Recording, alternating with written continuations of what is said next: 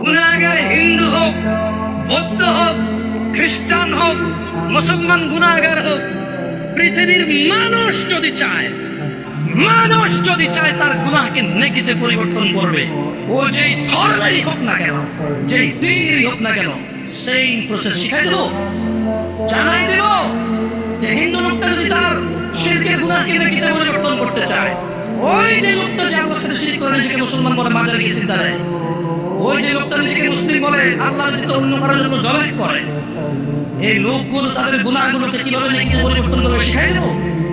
ইল্লা মান তাব, এ হলো মানুষ, এ হলো কি মানুষ, ও ধর্ম যেটাই হোক।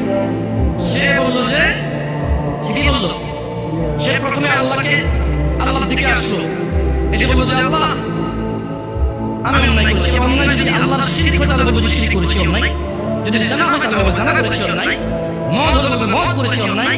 ওজন্য কথা আল্লাহর কাছে বলবে আল্লাহ শিরক করতে আমার করবো না, মদ খেতে আমার খাবো না, জানা করতে আমার করবো না, এই ধরনের যে কোনো অন্যায় বলবে যে আল্লাহ এটা করবো না। তো আল্লাহ যেটা অন্যায় অপরাধ যেটাই হোক সেই অপরাধ থেকে সে কি করলো, ফিরে আসে ওয়া আমানা, এবং আল্লাহর প্রতি দৃঢ় ঈমান কি হলো।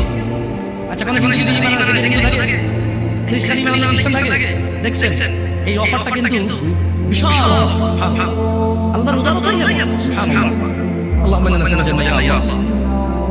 তো ওয়া আমানা ঈমান আনলো, ঈমান আনলো কি করতে হবে, একটা কাজ, ওয়া আমিলা আমালান সালিহা, সৎ কর্ম করবে। কি করবে, অপরাধ যা করছে তো করে ফেলছে, এখন সৎ কর্ম করবে। আল্লাহ বলছে যে তাইলে যদি তওবা করে, ঈমান আনে, ভালো কাজ করে, পিছনে সব খারাপ কাজ নেকি হয়ে যাবে।